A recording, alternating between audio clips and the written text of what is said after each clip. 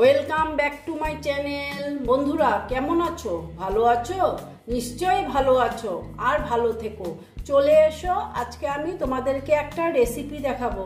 সেটা হচ্ছে, দেখো বন্ধুরা, আমার এই রেসিপিটা বানাতে কি কি লাগছে। এই দেখো সয়াবিন, এটা আমি গরম জলে ফুটিয়ে রেখেছি, কারণ এটা আর আমি দেখালাম না।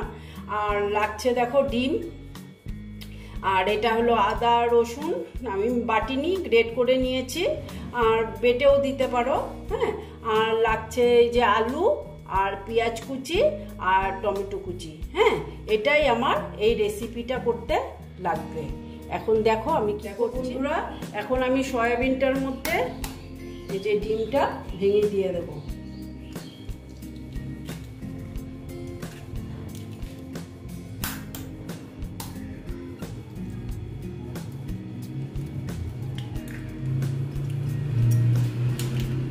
দেখো আমি অল্প নুন দিয়ে দিচ্ছি,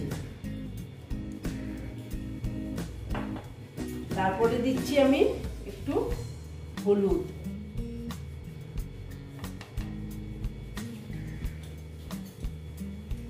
দিয়ে এটা আমি একটু মেখে নেব ডিমের সঙ্গে। এটা আমি ভালো মতন মেখে নিচ্ছি।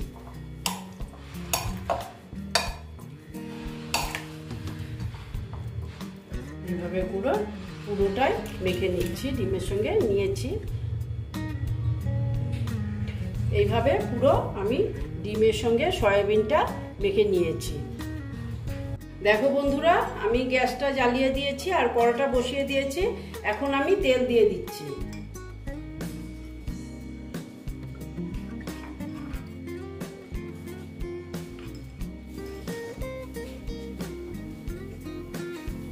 দিয়ে আমি এবার, তেলটা গরম হচ্ছে, প্রায় গরম হয়ে গেছে। এবার আমি এই যে সয়াবিনগুলো, এই দেখো এগুলো আমি দিয়ে দিচ্ছি।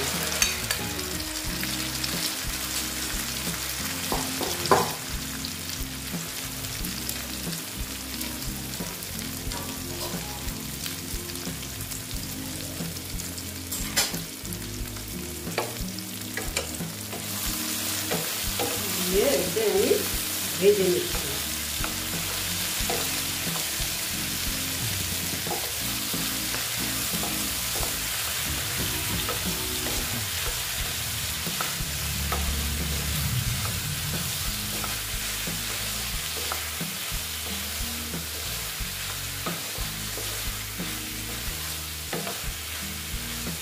দেখো এইভাবে আস্তে আস্তে আমি এটা ভেজে নেব।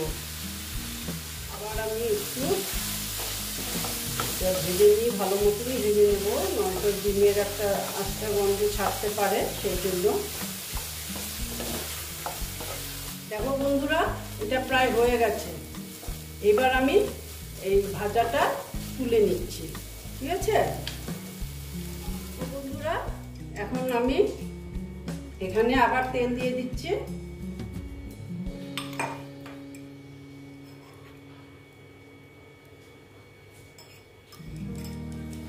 তেলটা গরম হতে দিচ্ছি।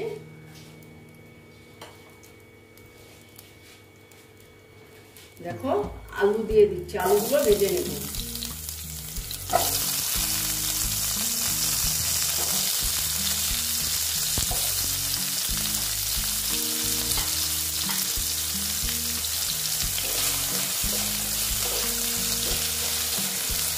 আলুগুলো ভেজে নেব।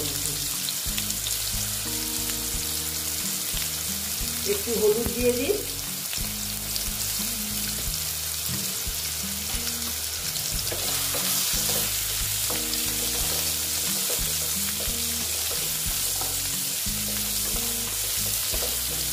দিয়ে আলুগুলো আস্তে আস্তে আমি ভেজে নিচ্ছি। দেখো লাল লাল হয়ে গেছে। এবার আমি আলুগুলো তুলে নিচ্ছি।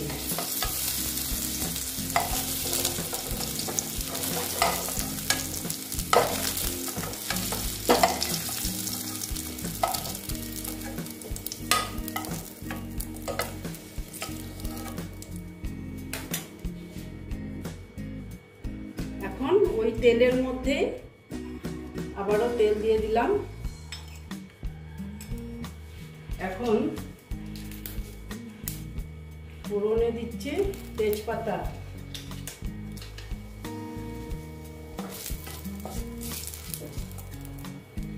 তারপরে দিচ্ছি গোটা গরম মশলা,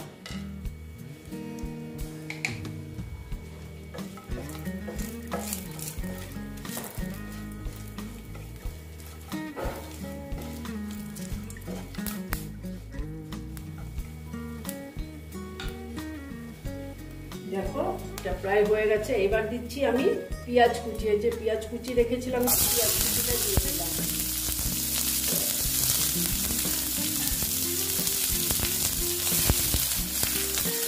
এটা কমিয়ে দিলাম, একটু আস্তে আস্তে হতে দিচ্ছি। দেখো বন্ধুরা, এখন আমি দিয়ে দেবো আদা আর রসুনের পেস্টটা।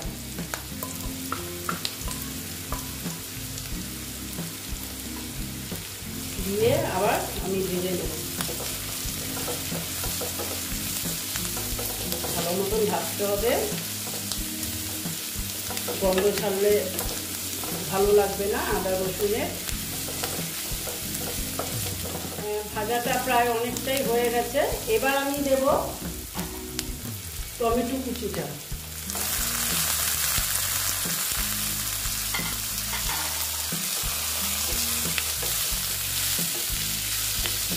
এটাও ভেজে নিচ্ছি।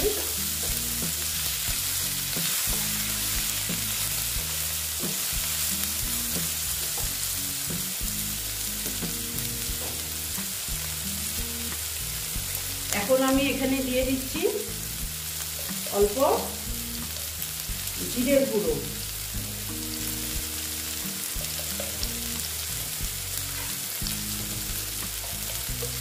তারপরে দিচ্ছি আমি ধনের গুঁড়ো, তারপরে দিচ্ছি আমি লঙ্কার গুঁড়ো, তারপরে আমি দিচ্ছি হলুদের গুঁড়ো, দিয়ে অল্প আবার একটু ভেজে নিচ্ছি এইগুলোর সঙ্গে।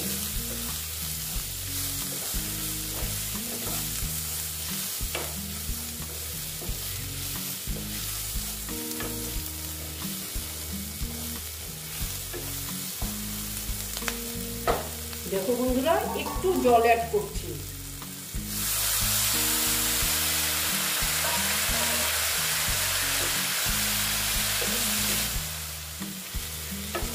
দেখো মোটামুটি এটা ভাজা হয়ে গেছে। এখন আমি এখানে আলুগুলো অ্যাড করে দিচ্ছি।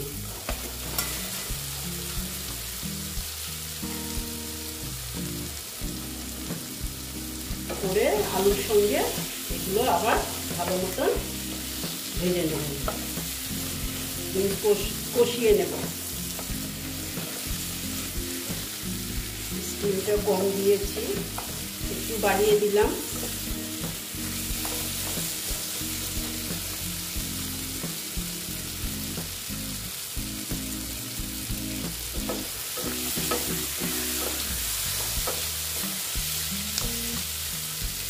বন্ধুরা, একটু জল অ্যাড করবো, হ্যাঁ।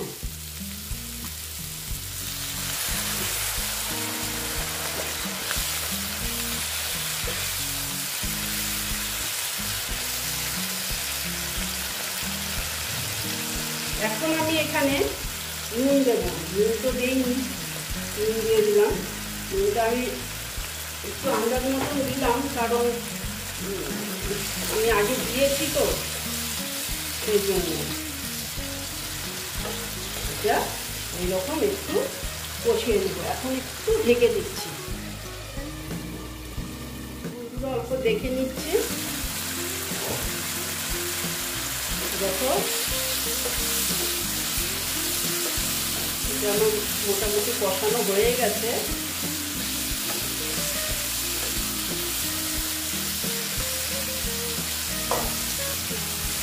আলুটা এখনো সেদ্ধ হয়নি। দেখো বন্ধুরা, মোটামুটি কষানো হয়ে গেছে। এবার আমি যে সয়াবিনগুলো ভেজে রেখেছিলাম, যে সয়াবিনগুলো দিয়ে দিচ্ছি।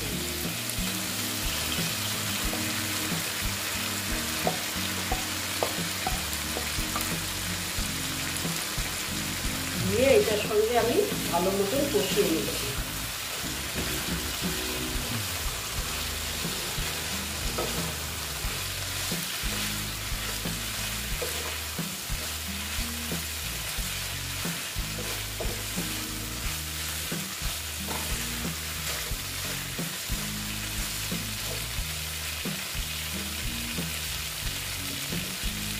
একটু ঢেকে দিচ্ছি, ঠিক আছে বন্ধুরা। দেখো বন্ধুরা, অল্প ঢাকাটা খুলে আবার দেখে নিচ্ছি। মোটামুটি এটা কষানো হয়ে গেছে।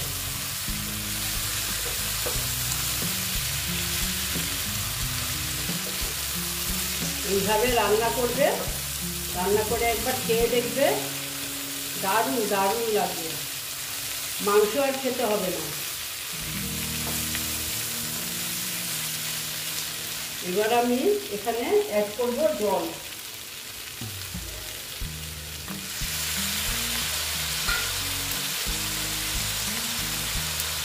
গরম জল অ্যাড করব।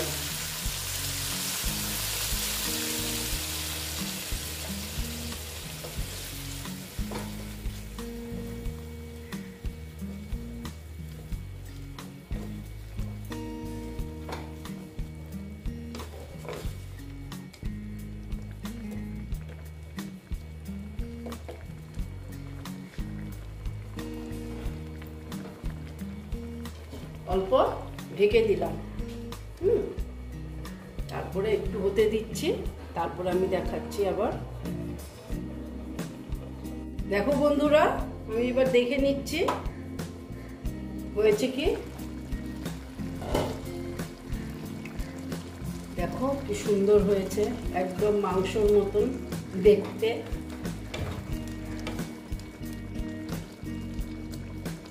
হ্যাঁ, হয়ে গেছে, আলুও সেদ্ধ হয়ে গেছে। মোটামুটি আমার এই রেসিপিটা কমপ্লিট হয়ে গেল। এখন না এখানে তোমাদের যদি ইচ্ছে হয় ঘি অ্যাড করতে পারো, আর গরম মশলা। আমি তো গরম মশলা দিয়েছি, আগেই আমি দিয়েছি অনেকটা, এই জন্য আমি গুঁড়ো গরম মশলা আর দিচ্ছি না, আর ঘিও আমি অ্যাড করছি না। তোমাদের যদি ইচ্ছে হয় তোমরা করতে পারো, ঠিক আছে বন্ধুরা। এটাই আমি এখানেই শেষ করলাম। এখন আমি গ্যাসটা অফ করে দিলাম, আর তোমাদেরকে সার্ভ করে আমি দেখাচ্ছি। এই দেখো বন্ধুরা, আমার সয়াবিনের রেসিপিটা কমপ্লিট হয়ে গেল। তোমরা এই রকম করে রান্না করে খেয়ে দেখবে, আশা করছি ভালোই লাগবে। যদি ভালো লাগে তাহলে আমার ভিডিওকে লাইক করবে, আমার চ্যানেলকে সাবস্ক্রাইব করে তোমরা সামনের দিকে এগিয়ে নিয়ে যাবে। নেক্সট রেসিপি নিয়ে আবার তোমাদের কাছে আমি ফিরে আসব। ওকে বন্ধুরা।